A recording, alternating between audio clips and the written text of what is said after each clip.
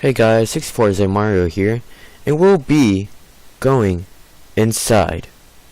Wait for it. The TARDIS. Now the TARDIS is just a time machine. Bigger in the inside, smaller in the outside. Don't question how or it. Now we'll be going back to the Revolutionary Republic era in Texas. So I'll just button lever. Come on. What's the other one? There. And then, you ready? Go! Ah! It's lagging. Oh, never mind. Well, welcome to the Revolutionary Republic era, 1835 through 1845. Let us begin. In the 1820s, Mexico wished to attract settlers to the vast, sparsely populated state of Coahuila y Tejas, which is now known as the present-day Mexican state of Coahuila, as well as the U.S. state of Texas. Settlers were soon under Mexican rule. Mexico has just won its independence from Spain in 1821.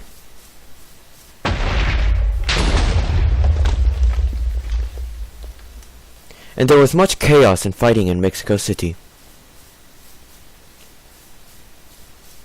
As you are looking here, this is the small town of Mexico City back then. Most Texas settlers approved to the Mexican Constitution of 1824, which granted many freedoms to state. This constitution was later vetoed, angering the Texans and many Mexicans as well.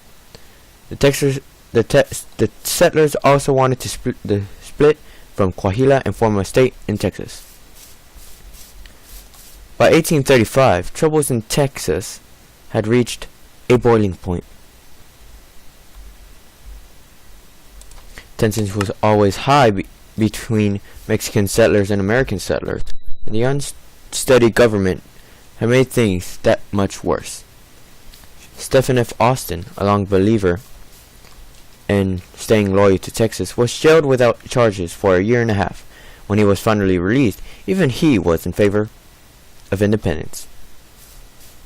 The first shots of the Texas Revolution were fired on October 2nd, 1835, in the town of Gonzales. Mexican authorities in Texas, nervous about the increased hatred with the Texans, decided to disarm them.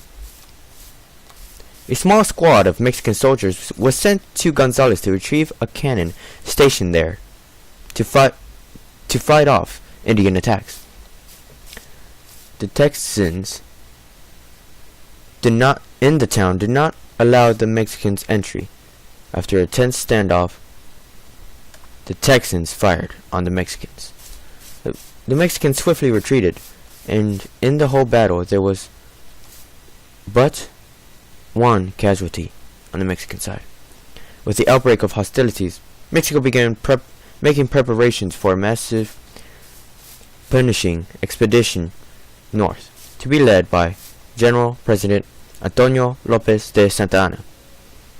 The Texans knew they had to move quickly to strengthen their gains.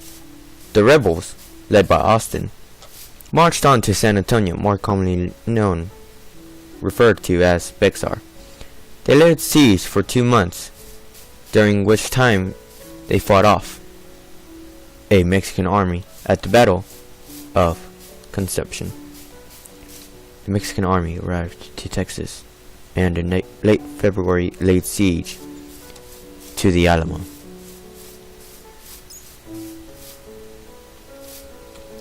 A reinforced old mission in San Antonio. Some 200 defenders, among them William Travis, Jim Bowie, and Davy Crockett, held out to the last.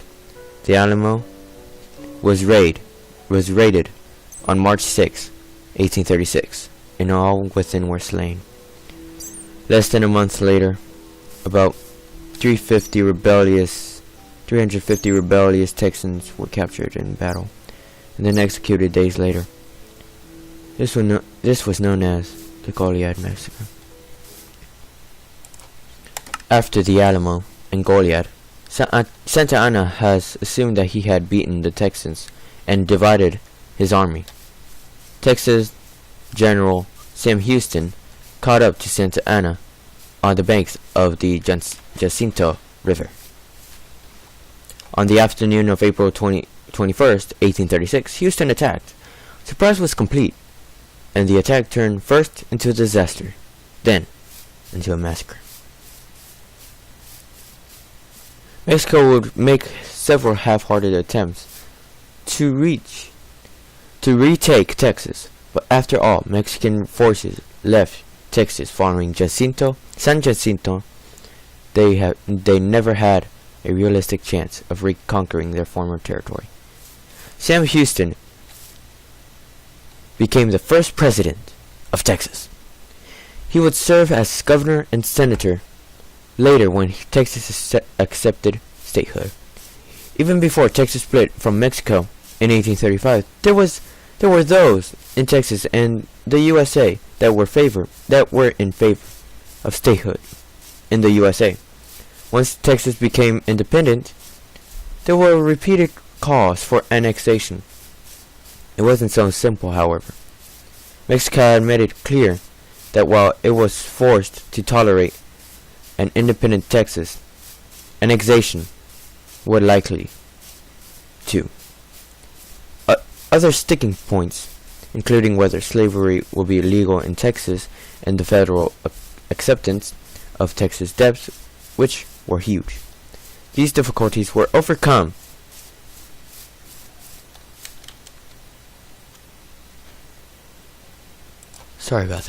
and Texas became the 28th state on December 29th, 1845. Okay. Well, that was the era. I hope y'all guys enjoyed this video, and if you did, please leave a like and comment. Please subscribe to this channel, and I will talk to y'all guys later. Bye.